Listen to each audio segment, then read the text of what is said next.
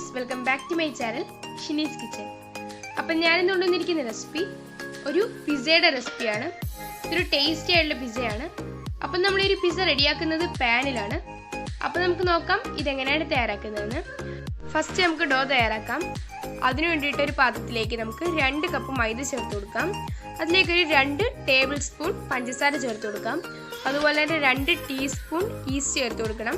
പിന്നെ ഒരു 1/4 ടീസ്പൂണോളം ഉപ്പും കൂടെ ചേർത്ത് കൊടുക്കുക. ഇതെല്ലാം കൂടെ നമുക്ക് നന്നായിട്ട് മിക്സ് ചെയ്തെടുക്കാം. ഇതിലേക്ക് നമുക്ക് ഏകദേശം ഒരു 1 കപ്പോളം ഇളം ചൂടുവെള്ളം ഒഴിച്ചിട്ട് നന്നായിട്ട് കുഴച്ചെടുക്കാം.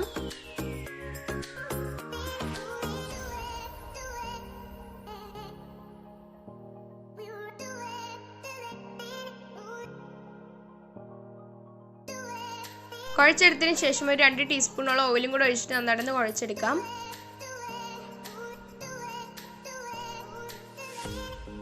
ഇനി നമുക്ക് ഈ ഡോ ഒന്ന് റൈസ് ചെയ്യാനായിട്ട് മാറ്റി വെക്കാം. അപ്പം ഏകദേശം 2 മണിക്കൂർ എടുക്കും ഈ ഡോ ഒന്ന് റൈസ് ആയിട്ട് വരാൻ വേണ്ടിയിട്ട്.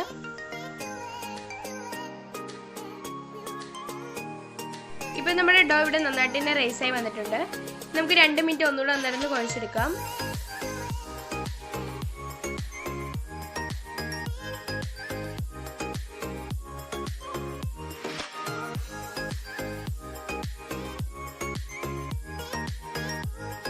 ഇനി നമുക്കൊരു പാൻ എടുക്കാം. അതിലേക്ക് കുറച്ച് ഓയിൽ ഒന്ന് ഗ്രീസ് ചെയ്ത് കൊടുക്കാം. അതിനുശേഷം നമുക്ക് ഈ ഒരു ഡോ ഒന്ന് പരത്തി കൊടുക്കുക. ഇതിലേക്ക് അത്യാവശ്യം തിക്നെസ്സിൽ വേണം നമ്മളൊന്ന് പരത്തി കൊടുക്കാൻ വേണ്ടിയിട്ട്.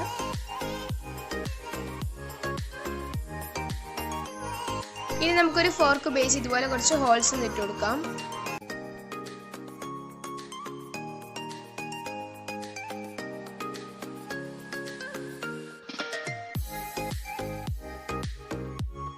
ഇനി ഇന്ന് കുക്ക് ചെയ്യാനായിട്ട് നമുക്ക് അടുപ്പിലേക്ക് വെച്ച് കൊടുക്കാം.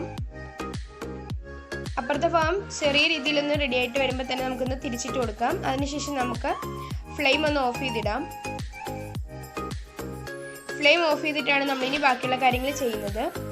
അപ്പോൾ ഫസ്റ്റ് നമ്മളിതിലേക്ക് പിസ്സ സോസ് ഇട്ട് കൊടുക്കുകയാണ്. അപ്പം പിസ്സ സോസ് ഇട്ട് കൊടുത്തതിന് ശേഷം നന്നായിട്ട് തന്നെ ഒന്ന് സ്പ്രെഡ് ചെയ്ത് കൊടുക്കുക.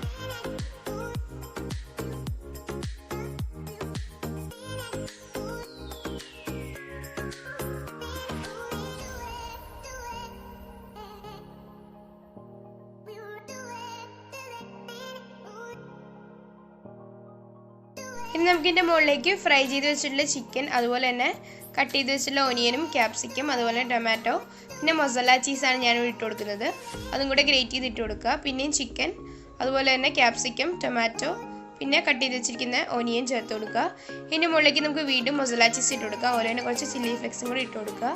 ഇനി നമുക്ക് ഏകദേശം ഒരു 10-12 മിനിറ്റോളം ഈ ഒരു പിസ്സ കുക്ക് ചെയ്യാനായിട്ട് വെക്കണം. ഇപ്പോൾ നമ്മുടെ പിസ്സ ഇവിടെ റെഡിയായി വന്നിട്ടുണ്ട്.